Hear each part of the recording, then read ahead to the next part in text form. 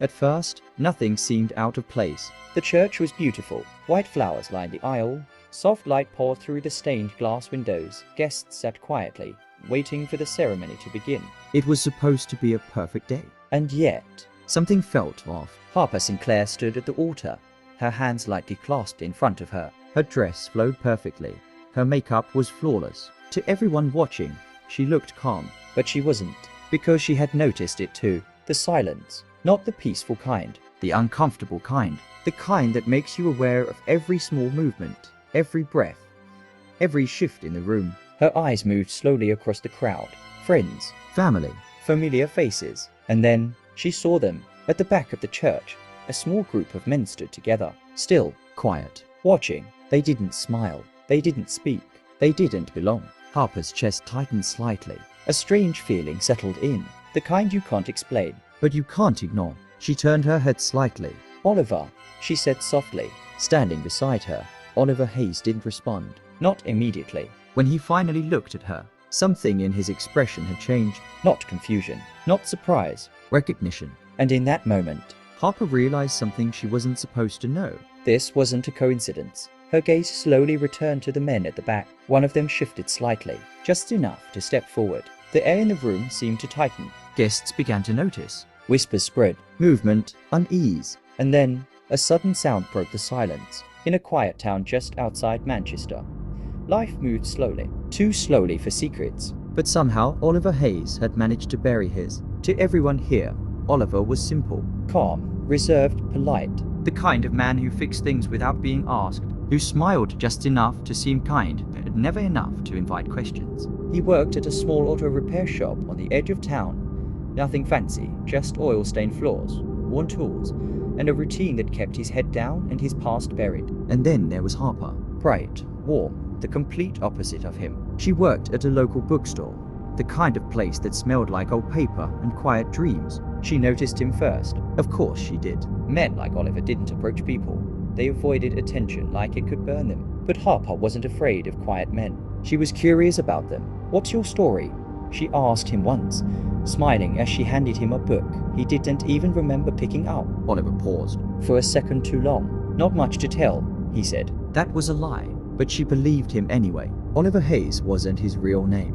It was just the name he chose when he decided to disappear. Because the truth had teeth. 6 years ago, in London, Oliver had been someone else. Someone dangerous. He wasn't just involved in crime. He was good at it. Too good. He worked with a tight group, efficient, ruthless and silent. They didn't call themselves a gang. They didn't need to. Everyone who crossed their path either feared them or didn't live long enough to. Oliver was the one who planned things. Clean jobs.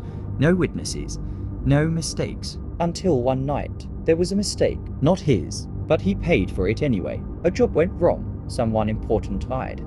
The kind of person who doesn't just die without consequences. The group fractured overnight. Trust turned into suspicion. And suspicion turned into survival. So Oliver did the only thing he could. He vanished. New name, new city, new life. And one rule: never look back. Harper made it easy to forget. That was the problem. With her, life felt normal. Safe, real. They had routines, morning coffee together, evening walks, small conversations about nothing that somehow meant everything. For the first time in years, Oliver slept without checking the door twice. For the first time, he laughed, actually laughed. And when he proposed, it wasn't part of a plan. It wasn't manipulation. It was real. That terrified him more than anything, because men like him didn't get happy endings. They borrowed time, and sooner or later, time gets taken back. It started small. It always does. A car parked across the street. Same car. 3 days in a row. Oliver noticed. Of course he did. You don't survive his past by ignoring patterns. He told himself it was nothing. A coincidence. But then, the feeling came back. That quiet pressure at the back of his neck. The instinct that whispers, "You've been found." That night, he didn't sleep. He sat in the dark, watching through the curtains, waiting, counting every passing car, listening to every sound. Harper stirred beside him. "Oliver, you okay?" He turned to her, smiled. "Yeah, just couldn't sleep." Another lie. But this one felt heavier, because for the first time, he wasn't sure he could protect her from the truth. The next morning, it was waiting for him.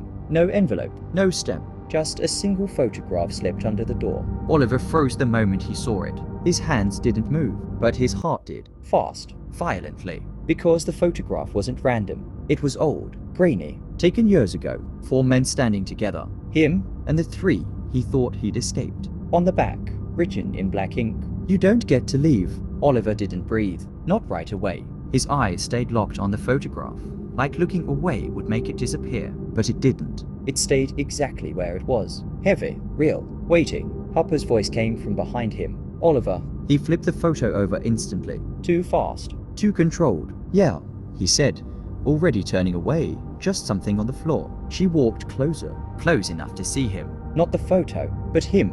And for a split second, she noticed it. That change. Not fear, not confusion. Something colder. "Everything okay?" she asked. Oliver nodded. "Yeah." Lie. He slipped the photograph into his jacket like it burned to hold it. Because it did. Not physically, but in a way that mattered more. They found him. After 6 years, they found him. And they didn't come knocking. They came watching. The car was there again. Same spot. Same angle. Oliver didn't look at it directly. He never did. But he saw everything. Reflections in windows. Shadows on glass. Movement where there shouldn't be any. He walked past it like it didn't exist. But inside, everything had changed. That night, he moved differently. Checked the locks. Then checked them again. Harper noticed. Of course she did. "You've been acting strange," she said quietly. Oliver didn't answer. "Because what do you say?" "Hey, the people I used to work with, the ones I ran from, might be back." "No, you don't say that." "You protect. You lie. And you wait." It wasn't the car. Not this time. It was the shop. Oliver arrived early, like always, but something was wrong. The door wasn't fully closed, just slightly open.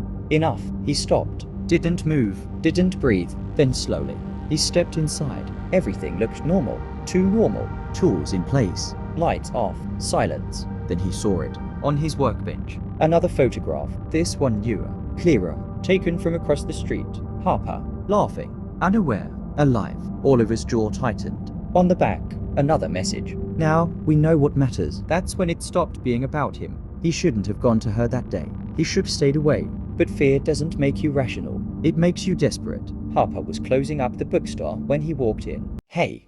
She smiled. "You're early." "Harper." He cut in. Something in his voice made her stop. "What's wrong?" "Everything." But he didn't say that. Instead, he stepped closer, lowered his voice. "You need to leave town." She blinked. "What?" "For a few days. Just go somewhere. Anywhere." "Oliver, what are you talking about?" He hesitated. That was the moment. The moment where he could tell her everything. Or nothing. And like always, he chose nothing. "It's just work," he said quickly.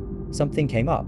I don't want you around it." She stared at him, trying to read him. "You're scaring me." "Good." Because he was scared too. That night, the car wasn't empty anymore. Oliver knew before he even got close. The air felt different. Heavy. Alive. As he walked past, the driver's door opened. Slowly. Deliberately. And someone stepped out. No rush. No panic. Like they had all the time in the world. The man wore dark clothing. Face partially covered. But Oliver didn't need to see everything. He recognized him instantly. Not by face. By presence. "Still running, are you?" the man said calmly. Oliver stopped. Didn't turn. Didn't he too? Because some voices don't change. No matter how many years pass. Silence stretched between them. Then, Oliver spoke. "You shouldn't be here." A quiet chuckle behind him. "That's funny," the man replied. "Because we've been here longer than you think." That hit. Hard. Oliver turned slowly. And now, he saw him. Clear. Real. Not memory. Not fear. Reality. "We thought you were smarter than this," the man continued. "New name. New life. Same mistakes." Oliver's fists tightened. "You made one mistake," the man added. A pause. Then, getting comfortable, Harper's face flashed in Oliver's mind. That was the mistake. And now, they knew it.